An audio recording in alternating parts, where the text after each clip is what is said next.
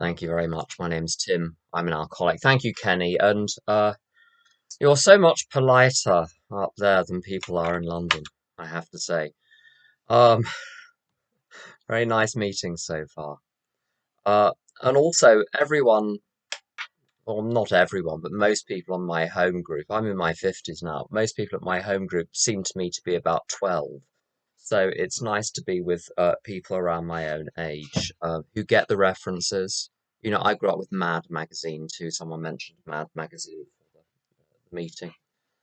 Um, so I'm an alcoholic. My last drink was on the 24th of July, 1993. To save you doing the maths, I was in my very early 20s when I had my last drink. I'm no longer in my very early 20s.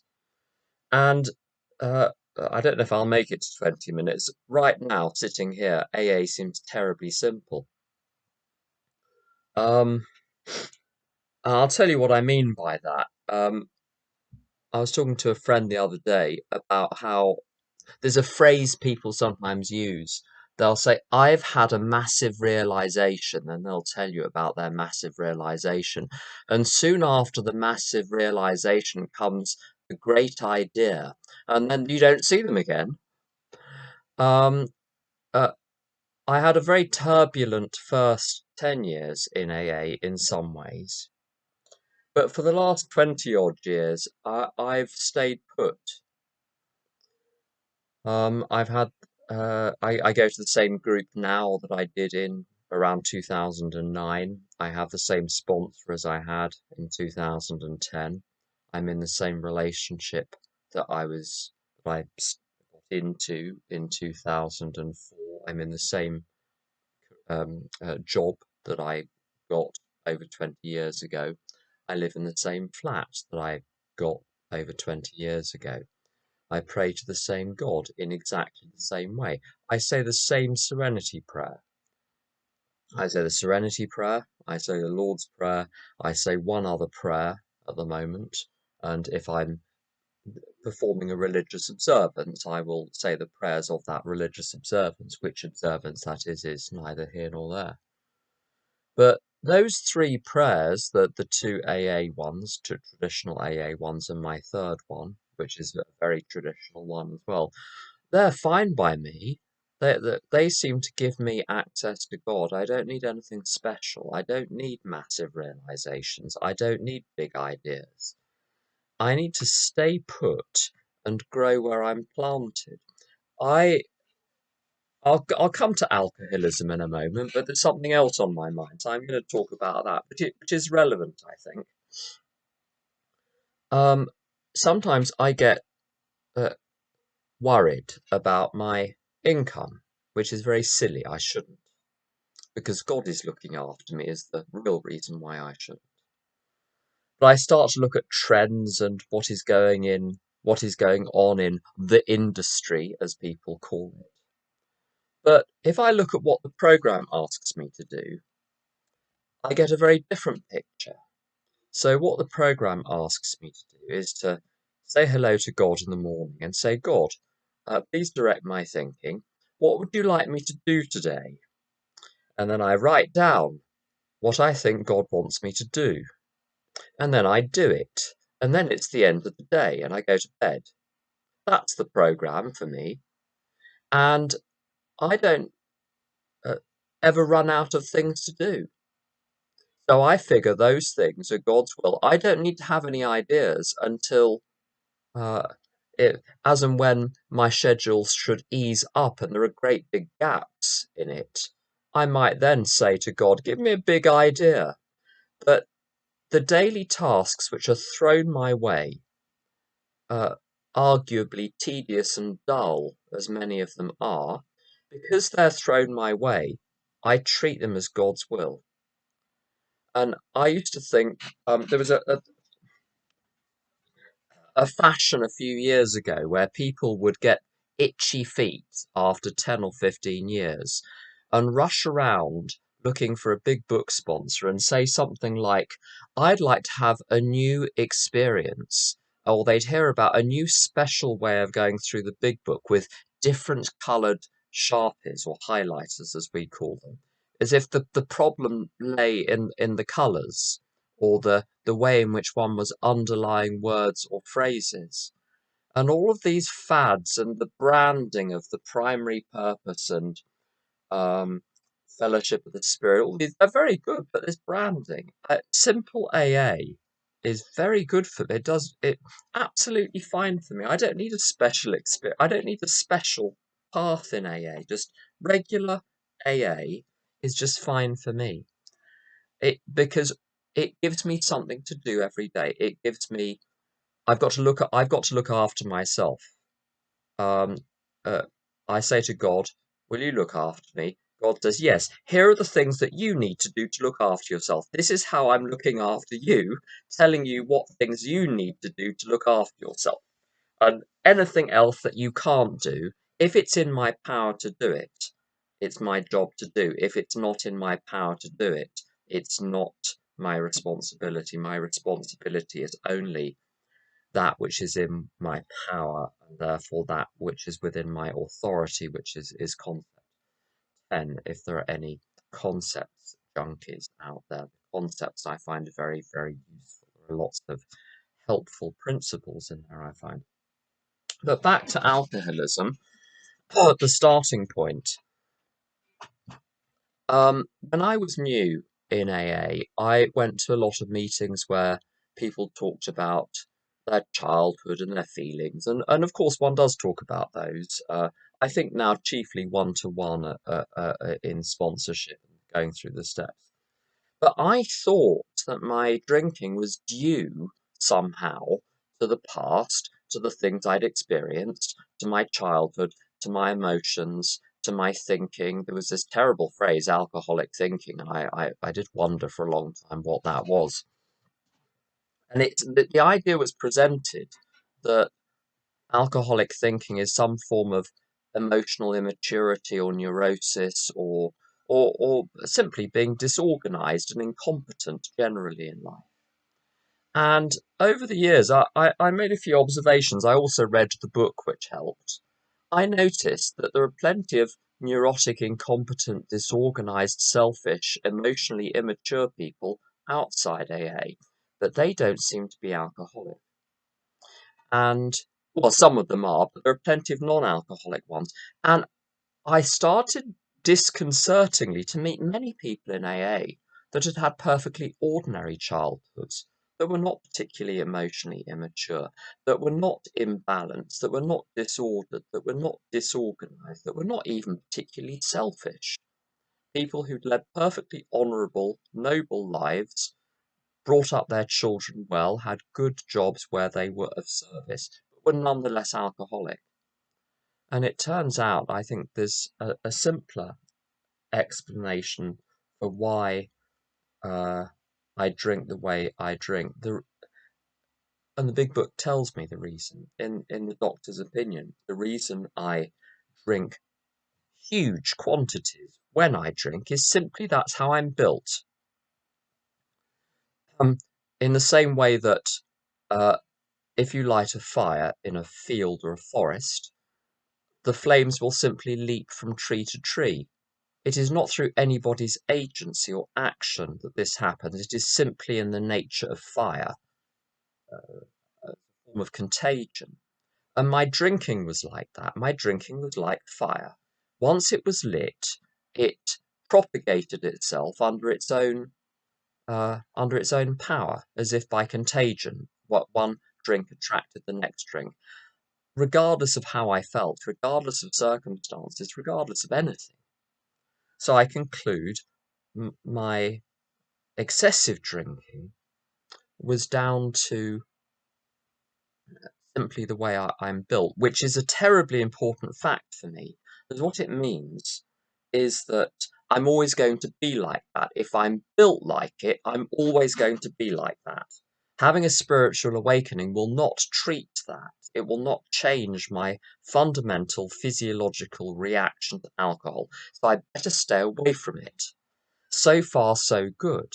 But right from the beginning of my drinking, I had the most terrible consequences, and I was acutely and vividly aware that those consequences were flowing directly from drinking. And on observing those consequences, the fact that I was often so ill the next day I couldn't engage fruitfully in whatever my activities were, I resigned myself dolefully to a life without those activities, knowing that were I to carry on drinking the way I was drinking, I simply wouldn't be able to carry on those activities. The idea of not drinking was simply an impossibility. The idea of not having the first drink, out of the question. And it defied reason. And when my actions defy reason, I'm not taking those actions for reasons. I'm taking those actions because there is a force within me which is impelling me to take those actions. That's the nature of unreasonable actions. And for me to have one drink is an unreasonable action because it it starts the fire. Uh,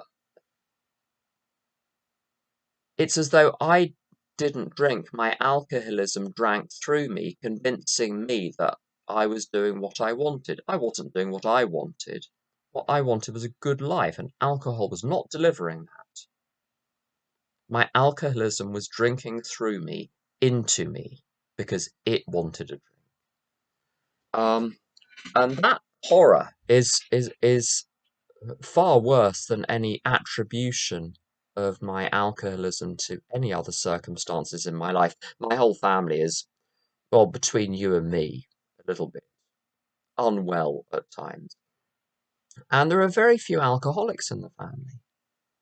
If all of those factors in my family, my genetics, my upbringing, caused me to have this peculiar relationship with the first drink, in other words, this belief that a drink is a good idea, then they would all be alcoholic, but they're not. So there is something which within me which simply wants a drink. There we go. There we have it. And the book tells me that this is incurable. That bit of me, which is programmed to want a drink, will always be there. There's a line in the doctor's opinion um, where it talks about the recovered alcoholic being able to control his desire for alcohol. Very interesting phrase. It doesn't say the desire is not there. It's under control. It might be is invisible a lot of the time and goes underground. But occasionally it comes out of its little hole and waves its little flag and says, look at that, wouldn't that be nice? Doesn't happen very often. But something else kicks in. I have a defense against it. One needs a defense only against that which is there. If it weren't there, I wouldn't need a defense. And that defense must be there 24 hours a day. Therefore, the thing against which I'm needing a defense is there 24 hours a day. It's alcoholism, not alcoholism. And alcoholic thinking is simply the rationalization which, in my mind, would justify a drink. I don't think everything else is a different question. I took the approach to AA when I was new of doing the steps very briskly, which was necessary. I didn't try that straight away. What I tried was just going to meetings, and I liked the meetings very much, but they didn't keep me sober. They didn't provide for me a mental defense against the first drink. I started to take the steps, and immediately I knew that the door to alcohol was now slammed shut. And I could hear alcoholism calling from behind the slammed shut door, but I simply seemed unable to drink. Even though I wanted to in my first year a number of times, I seemed unable to. Very odd feeling. And I think it was because I was doing the steps. But the sense was, and a lot of people around me were trying this and apparently succeeding. You do the steps once, and then you become sort of white-teethed and shiny and glossy, and everything is nice, and you get a good job, and you have a house, and go on holiday, and things are lovely. And you come into meetings, and after at the end of the meeting, you collect all of the interesting, funny people. You go for dinner with them, and and you just sort of carry on visiting meetings a couple of times a week, sharing what it used to be like. And I've my golly, I know a lot of people who get on very well with that approach. I didn't. I tried that, and I think I peaked at around 2 or 3 years. I was doing very, very well. But gradually there was deterioration over the next 4 years or so, 4 or 5 years. And I was trying to copy the other people who'd done the steps once and were trying to live in 10, 11, and 12. And I was getting worse, and they were fine on a sort of a light version of 10, 11, and 12.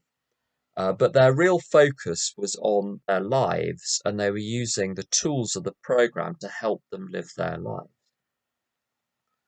And I tried that, and I was breaking down at 7 or 8 years.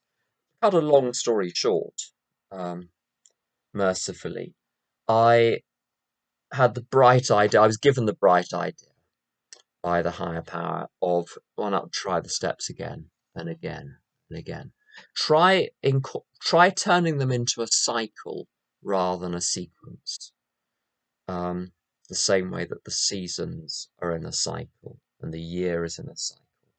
And there are lots of stories about the 12 steps being brought to other cultures who observe that the steps should be in a circle, not a line.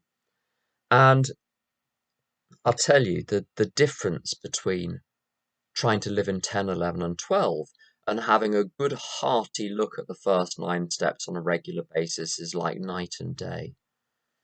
I don't have any pervasive or persistent problems in my life today, practical or psychological. And that's not to say that there haven't, particularly in the last 2 years, been a number of events, shall we say, which ought to have knocked me sideways but didn't. There is a strength in my life which is rather surprising. There's a a theme that one sees in a number of films. I can think of one particular um, American cartoon film where a child on a little tricycle escapes from the supervision of its parent and is gleefully gurgling as it pedals along the sidewalk of a street in a large, dangerous American city. And it's the child is having the most wonderful time. As I say, gurgling away, giggling, pedaling away, amazed at all the wonderful things it's seeing around it. And unbeknownst to it, there are endless perils which come at this child, but as if through the hand of fate, are prevented from harming the child in any way. So a plank swings down from a crane and just misses the child. A motorcycle scoots past but just misses the child by an inch. A rabid dog barking almost immediately in the child's face, but is yanked away just in time before it starts snacking on the child. The child is completely oblivious of this, has no idea what danger it's in. And I think that's a very good representation of my experience in the last 20 years in AA. I do not know what perils I have been saved from by my higher power, whether internal or external. And the magic formula which seems to bring down into my life this rather extraordinary degree of protection is simply the steps, sponsoring a lot of other people, spending a lot of time sponsoring other people, service, stable, consistent home group, telling the truth, and developing a relationship with a power greater than myself as the primordially important thing in my life. And with 25 seconds to go before the cap, I'm going to stop. So thank you for listening.